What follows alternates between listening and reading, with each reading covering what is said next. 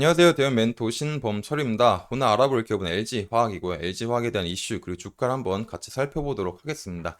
일단 영상에 앞서서 저희 대업은 올해에도 여러분들 옆에서 항상 서포터 예정이기 때문에 저희 채널을 지속적으로 방문해 주시면 감사하겠습니다. 그래서 LG화학의 최근 이슈를 한번 살펴보자면 이렇게 어제 나온 기사죠. LG화학 4분기 실적 부진 전망이다. 이제 그래서 목표가를 뭐 낮추겠다는 건데 일단 이 내용에 대한 본문을 살펴보기 전에 괜찮습니다. LG화학. LG화학 충분히 이제 실적을 개선시킬 수 있는 회사고 또 다시 주가를 한번 더 상승시킬 수 있는 모멘텀을 가진 회사다. 그리고 LG화학도 충분히 이런 지점에서 인지를 하고 있기 때문에 굉장히 많은 노력들을 하고 있다. 그래서 앞으로 상황이 조금 많이 괜찮아질 수도 있다라는 거죠.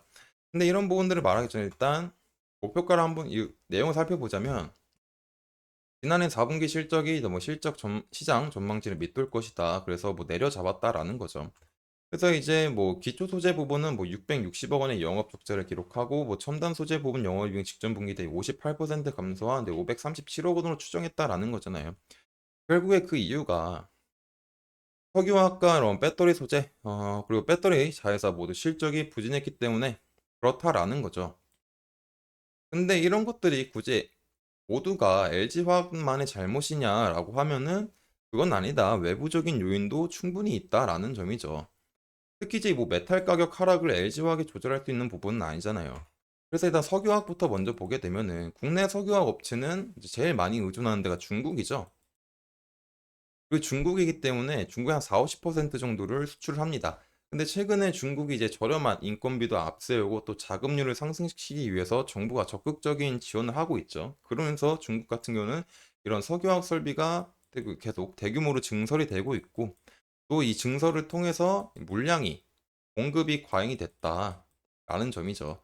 그렇기 때문에 이제 한국에 대한 석유화학 업계가 굉장히 조금 많이 힘들었었다라는 겁니다. 그렇기 때문에 이런 부분들은 LG화학뿐만 아니라 뭐 대한유화, 롯데케미칼 여러 석유화학 업계들이 많이 힘이 들었던 거고요.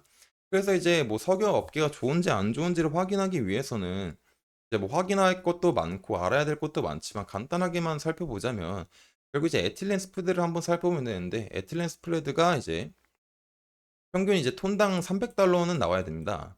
300달러는 나와야 되는데 23년도에는 이제 300달러를 넘어본 적이 없죠. 그만큼 국내 석유화학업계가 조금 많이 힘들었었다라는 점입니다. 그래서 LG화학도 이를 알기 때문에 앞으로 석유화학 업계에서 사업적인 한계가 있고 수익성이 없는 부분들은 현재 철수를 했고 또 철수도 진행 중이죠. 그리고 앞으로 키워내길 부분이 이제 ABS 그리고 POE 이 CNT 세 분야가 있는데 이런 부분에서 LG가 굉장히 두각을 나타낸다라는 겁니다. 특히 이 ABS 같은 경우는 생산 능력이 글로벌 1위죠. 그리고 거기다가 모자라서 앞으로 ABS를 생산할 때 대두가 될 수 있는 문제가 이렇게 온실가스인데 이 온실가스를 줄이기 위해서 뭐 바이오 연료도 접목을 했고 그래서 이런 온실가스에 대한 문제도 없앴고 그리고 또 이제 POE 같은 경우는 태양광 필름이죠. 이런 태양광 필름이죠. 그래서 앞으로 태양광 산업이 발전하면 발전할수록 이제 앞으로 쓸 부분들이 많은데 이런 부분들도 이제 중요하다 생각해서 공장을 계속 증설하고 있는 중이고 그래서 앞으로 생산 능력이 글로벌 2위를 차지할 수 있다. 그리고 CNT 같은 경우는 탄소나는 튜브라고 했죠. 그래서 이런 부분들도 전기적인 특성 때문에 2차 전지, 뭐 반도체, 여러 연료 전지 등에서도 많이 쓰일 수 있는 부분이고요. 그리고 마찬가지로 지속적인 증설을 통해서 글로벌 1위 생산 능력 시설을 갖췄다라는 겁니다.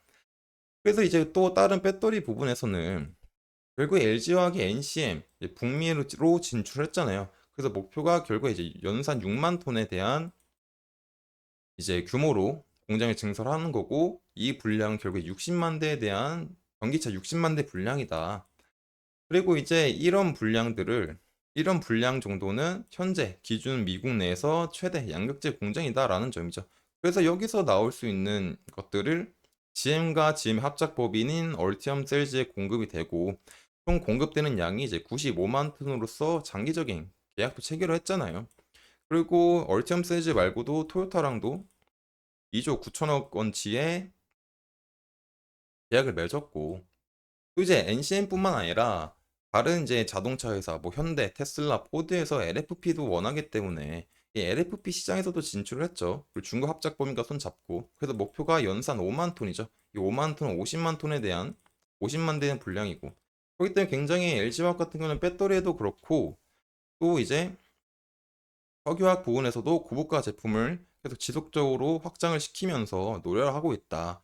물론 이제 계속 공격적인 설비, 지금 현재 재무 상태가 그렇게 좋지 않아도 않은 상태인데 공격적인 설비를 확대하기 때문에 어떤 부채에 대한 문제점이 있을 수도 있지 않을까 하고 있지만 결국에 지금 앞으로 나아갈 길이 명백하고 분명하기 때문에 지금 당장 조금 재무가 악화되더라도 이런 신사업을 통한 체질 개선하게 되면은 중장기 관점에서는 LG화학의 가치가 더 상승될 수 있다.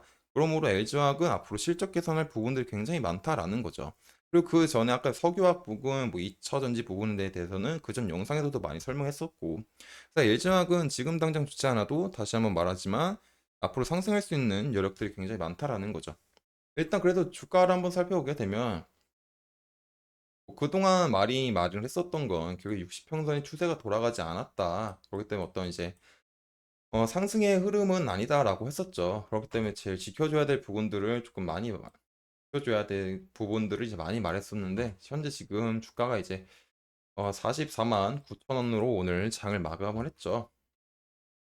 그리고 이제 이평선들의 배열을 보니까 이제 빠져가지고 이제 5평선도 내려가고 평선, 20평선 점점 슬슬 이제 내려갈 수도 있는 상황이다라는 거죠. 그렇기 때문에 이제 지금 당장은 이제 어떻게 이제 상승으로 갈까라고 하면은 살짝 조금 좀 어떤 뭐 다시 생각해 봐야 될 수 있는 부분들이 이제 분명히 존재를 하고 있죠. 그렇기 때문에 지금 당장은 뭐 지켜줘야 될 부분들을 한번 확인해 보자면 이제 이런 부분 한 42만 저점인 부분은 지켜줘야 되지 않을까.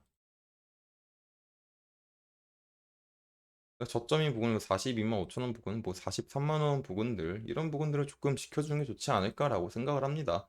그럴 때는 일단은 LG화학 같은 경우는 상황을 조금 지켜봐야 될 것 같고 그래서 추가적인 뭐 변동성 같은 것도 지속적으로 체크를 해봐야 되겠죠. 하지만 뭐 지금 당장 LG화학이 조금 상황이 좋지 않지만 앞으로 이제 LG화학이 나갈 사업 부분은 이제 분명히 사업적인 한계가 이제 기존의 사업적인 한계를 가졌던 기업들은 이제 조금 버리고 새로운 고부가 가치 시장을 찾음으로써 LG화학이 충분히 상승할 수 있는 여력이 분명하다. 그렇기 때문에 앞으로의 실적 개선을 조금 기대해 볼 수도 있지 않을까라고 생각을 합니다.